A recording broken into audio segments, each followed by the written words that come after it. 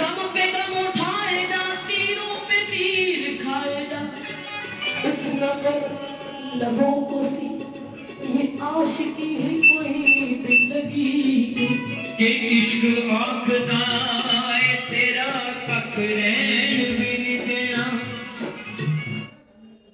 We perceive things, so a fact, something will happen, and the way that we process that, we're putting our fingerprints on it. Yeah.